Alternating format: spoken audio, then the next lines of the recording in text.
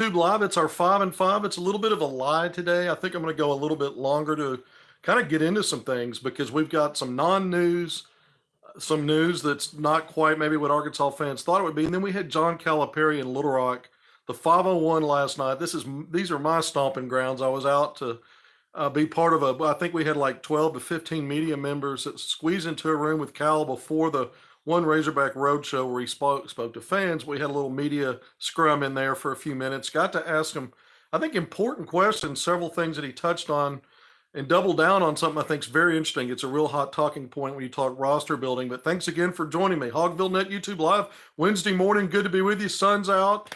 But I still think Arkansas is going to hear something positive from DJ Wagner soon, if not today.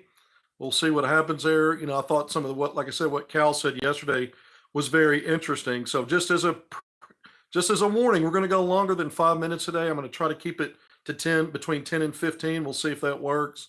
It's still, too much important to talk about today to keep it short. If you haven't already gone down and hit the subscribe button, please do that for us. We appreciate it. We love bringing you good Razorback content, and we've been doing it daily now. And as always, we're going to have our more longer, extended versions of this like we've had in the past. At least 30 minutes, maybe as many as 45 if it's necessary when things break, or if we want to really dive deep into stuff that matters. All of this matters, but we don't always have to necessarily dive deep. Okay, so let's get into it. DJ Wagner visited over the weekend.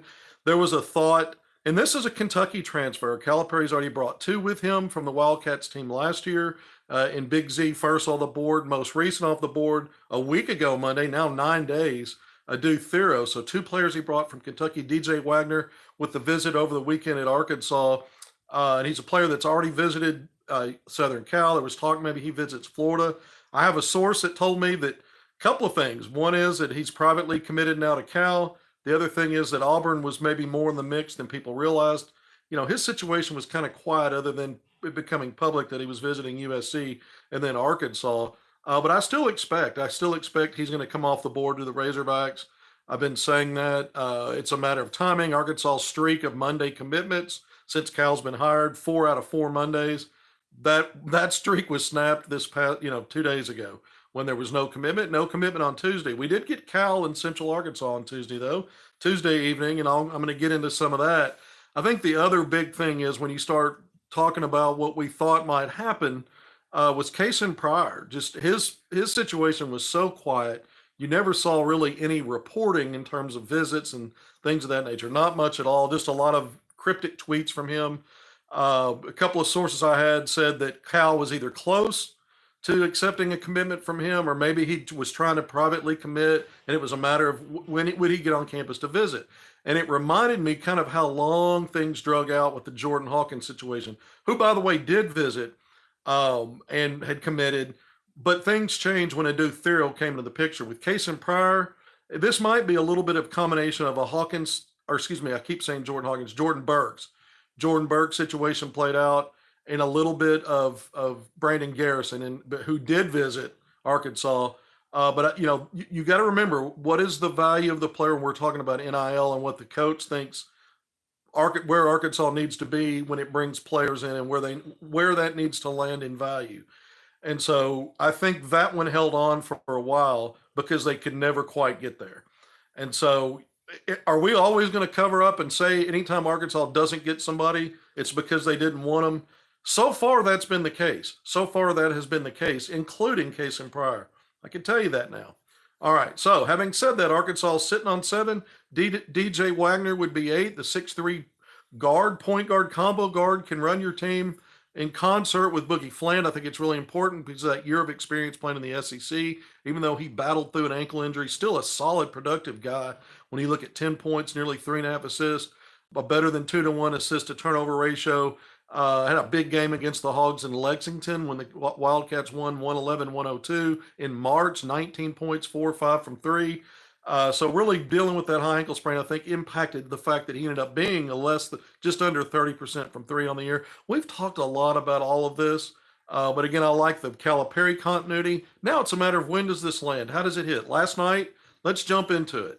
One of the things I asked Calipari off the bat, how does he feel about 7 players committed and signed? Because he can comment on those guys once they're signed, and he did.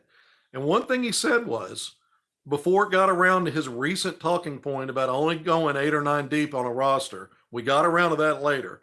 But first, I asked him about the 7 he had, and he said, he telegraphed it. He goes, he went through the names of guys like Adu, Jonas, and Nelly Davis. Getting those guys was important. Then he mentioned Big Z and Adu Thero, and then he says, hopefully we add one more. Well, we hadn't brought up 8 or 9 max yet. And when he said one more, I automatically thought, is he talking about one more from Kentucky? Because the 2 previous names he had just mentioned were bringing in Big Z and Adu Thero. When he says, hopefully we add one more, is he talking about one more from Kentucky, which he didn't specify? And in real time, I didn't think to just push back and ask that after he finished his full answer. But later I thought about it. I'm like, is he talking about DJ Wagner and that's one more that he brings with him from Kentucky, or just one more player? And maybe that's where they're at right now moving forward. Okay. So he did go, he didn't mention DJ by name, obviously for obvious reasons, until that one's resolved. And, again, I still think it's Arkansas until something changes on that and shifts me to a different direction. I guess anything could happen. I did hear some interesting things when I heard about the Auburn being in play there somewhere and some other things. But in the same conversation with that one source, it was, but Arkansas is going to get him, and really effectively has. So, case in point, let's jump back to that. 6'10" forward off to Louisville, off the board, committed to Louisville yesterday. I started talking about him in terms of how it didn't happen at Arkansas without really fully going into reminding people who he was and how much we've talked about him. most of you know by now. But prior, 6'10" forward out of South Florida, helped the Bulls win the AAC this year. We won't spend a lot of time on him, but a guy that seemed like to be the kind of fit that you could play at the 4, brings versatility because he can face up and give you some perimeter stuff on offense defensively.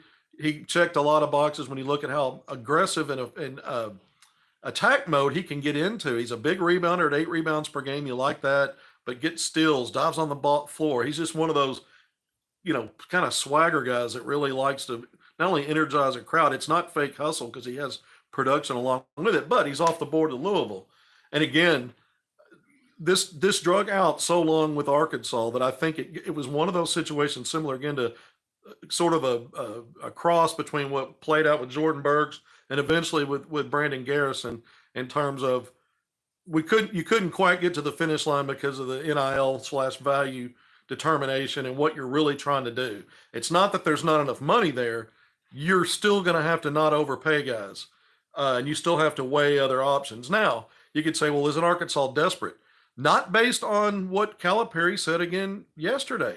He talked about it earlier in the week in a national interview. We had him in Little Rock, and he was asked again. You commented on 8 or 9 guys, and he doubled down on it. He goes, man, some of the same talking points.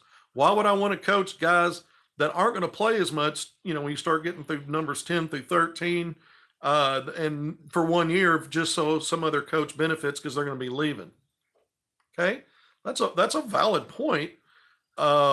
He's right. In basketball, 8 or 9 guys is probably the limit on guys that are going to be seeing enough court time and have a big enough role to feel like they belong, and that they're, that this is a place they either want to be at because of playing time, exposure, and development, or also helping their NIL and their marketing, because the branding now is a big part of all of it, right?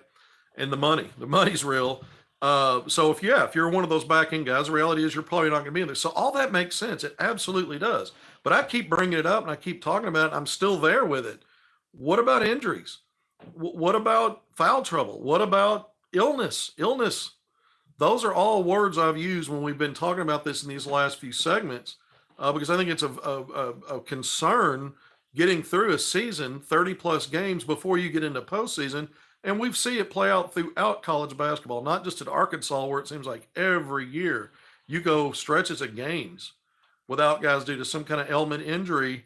Hell, Arkansas had players staying back for academic reasons last year. They've had all kinds of things happen. I'm not saying that it won't be cleaner in those situations, cleaned up a little bit under Calipari, but there's only so much you can do dealing with the impact that injuries can have, the flu, COVID, all kinds of things that have reared their heads in the last few years to keep players out and change things. And so I still get back to the point of how is he really going to be able to fulfill that in terms of I'm stopping right here? When he said maybe hopefully we can get one more, was he talking about getting to 8 and that's it? And that's DJ Wagner? There's still other options in the portal. Prior off the board, if we're looking at forwards, I really think Arkansas needs a 4. Needs some added to that front line. I mean, Big Z, Jonas Adu, and then you're talking about Adu Thero, who's a 3-4 combo at 6'8". He can help you on that front line. There's no doubt about it. But you're going to be playing a ton of small ball, and you're one problem away from your season really being in peril. So I still think, can he get to 9 if he does get DJ Wagner to get to 8? Well, I'm going to keep using Wagner as that 8th guy until I hear something different that maybe he's not in play anymore. But can you get to 9 with another big man? Coleman Hawkins in the NBA draft combine experience right now, going through all that, and there's reporting out, and I think someone's interviewed him. He's talking about he's 90% likely to stay in the draft and go the pro route. Who knows? Who knows? I mean, that's a guy that Arkansas's thought to be in thick with if he decides to come back. Maybe that has something to do with letting Pryor walk and figuring out which one's a better value based on what you're really looking for there. Maybe not if he's 90% going to stay in. That could turn it. It seems like that's closer to turning into 100 than 10% is coming back to school turns into 100. But you just never know. I mean, again, we're still midway point now into the combine process, but it's a pretty strong statement if that's what he said. Then you've got other big men we've talked about. Vin Allen Lubin visiting North Carolina, Dylan Mitchell visiting Auburn, JT Toppin, who's having a really good combine out of New Mexico, the freshman, that's thought that maybe Texas would be a front runner there for him, if not for if he decided to come back to school. But he may be moving in a direct, he may be helping himself enough where he stays in. You just never know. There's other names out there, but some of these, you're not really hearing much momentum in terms of Arkansas. Then you've got Wooga Poplar, a guard, a 6'5" guard at Miami. I think Arkansas could use another good 3-point shooter in the backcourt, someone that can play on the wing. Jackson Robinson's name's out there. There's some rumors, people stirring some stuff up. I think that he might have tweeted something that was an old commitment tweet or something when he came to Arkansas. I guess you never know. You'd think Mark, if he doesn't stay in the draft, he's at the combine. But you've got other guys out there. Jameer Watkins from Florida State, who Arkansas recruited previously in the previous staff. There's some other really good players in this process that you might think, well, if they come back to school, Cal's got to be keeping an eye on some of these guys and be working this behind the scenes. Okay, there's that. There's a potential that some of this stuff could land okay. But if you're sticking to 8 or 9, I still think no matter how good the pieces are, and to me, Arkansas really needs a lead guard with experience, DJ Wagner, someone on the front line that can complement Jonas Adu and Big Z in terms of being able to be on the floor with those guys and complement them so that you have some kind of a rotation and some kind of positional value. So I still think a forward, somebody that can be a 4 and maybe help you as a 5 if needed, and give you some versatility in your lineup packages when you're talking small ball, or maybe a guy that stretches the floor a little bit where maybe some other guys on your front line don't.